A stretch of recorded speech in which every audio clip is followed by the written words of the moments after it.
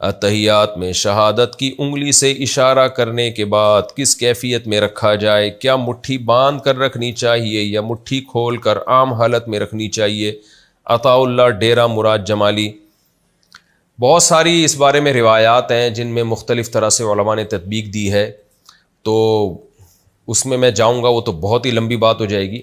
تو اس میں جو مفتی رشید احمد صاحب رحمہ اللہ کی تحقیق ہے اصل الفتاوی کی، غالباً دوسری جلد میں پورا رسالہ ہے اس پر، اس میں بڑی زبردست انہوں نے پوری تحقیق لکھی ہے۔ اس تحقیق کا حاصل یہ ہے کہ یہ درمیانی انگلی اور انگوٹھے سے اس طرح سے چھلا بنایا جائے، اشہد اللہ پہ انگلی اٹھائی جائے اور الہ پہ جھکا دی جائے، گرائی نہ جائے، تو بس اتنا جھکا دی جائے۔ تو یہ طریقہ ان کی رائے یہ ہے کہ سنت کے زیادہ قریب ہے، اور بھی فقہا کی اس بارے میں آ رہا ہے، کوئی بھی کسی رائے پر عمل کر لے ٹھیک ہے، حدیث میں اس بارے میں بہت وسعت ہے۔ لیکن یہ جو ہمارے یہاں بعض حضرات نے شروع کر دیا اس طرح سے انگلی ہلاتے ہیں، یہ ہمیں کسی حدیث میں نہیں ملتا۔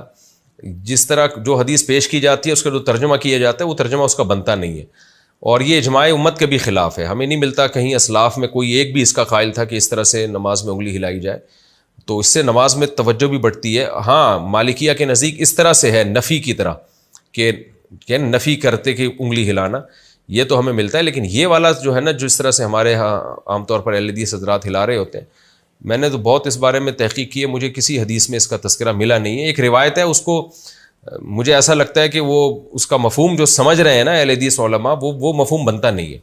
لیکن بہرحال اس میں مقصد اہل حدیث پہ طنز کرنا نہیں ہے، بتانا یہ کہ یہ کہیں بھی ثابت نہیں ہے۔ یہ جو کیفیت ہے نا، ہمیں اسلاف میں تو ملتا ہی نہیں ہے اس کا کہیں بھی کہ اس طرح سے انگلی ہلائی جائے، اور نماز میں اس پہ تشویش بھی بہت ہوتی ہے، کوئی ہلا رہا ہو آدمی کو تھوڑی الجھن ہوتی ہے۔ لیکن بہرحال یہ چھوٹے چھوٹے مسائل ہیں، ان پہ لڑنا طنز کرنا ٹھیک نہیں ہے۔ تو اگر کوئی ہلا بھی رہا ہے تو ہلانے دیں اس کو، اس کے ہلانے سے اتنا نماز میں خلل نہیں ہوتا جتنا آپ جب آپس میں بحث کریں گے اور پھر ان چھوٹی چھوٹی چیزوں پہ مناظرے بازی اور پھر چیلنج بازیاں، اس سے جو امت میں نا اتفاقی پیدا ہوگی وہ زیادہ خطرناک ہے۔ تو کوئی اس طرح رائے پر عمل کر رہا ہے تو کرنے دیں اس کو، آپ نہ عمل کریں، آپ وہی کریں جو ائمہ اربعہ کا مذہب ہے، جو قرآن و سنت کو آج کے لوگوں سے زیادہ سمجھتے تھے، اور اس پر بہت ساری احادیث بھی ہیں۔ وقت ملا تو انشاءاللہ میں اس پر پورے ریفرنس کے ساتھ احادیث کوٹ کروں گا اور پوری ڈیٹیل کے ساتھ انشاءاللہ میں اس کا مسئلہ بیان کروں گا۔ ابھی تو فی الحال یہ کہ کسی نے دلائل دیکھنے ہو تو مفتی رشید احمد صاحب رحمہ اللہ کا بڑا زبردست رسالہ ہے اصل الفتاوی میں، وہ دیکھ سکتے ہیں۔ اس میں جو ان کی تحقیق ہے وہ یہ کہ چھلا بنا کے نا انگلی اٹھائی جائے اور پھر اللہ پہ گرا دی جائے، جھکا دی جائے، گرائی نہ جائے، بس ایسے رکھی جائے۔ یہ بھی ایک رائے ہے۔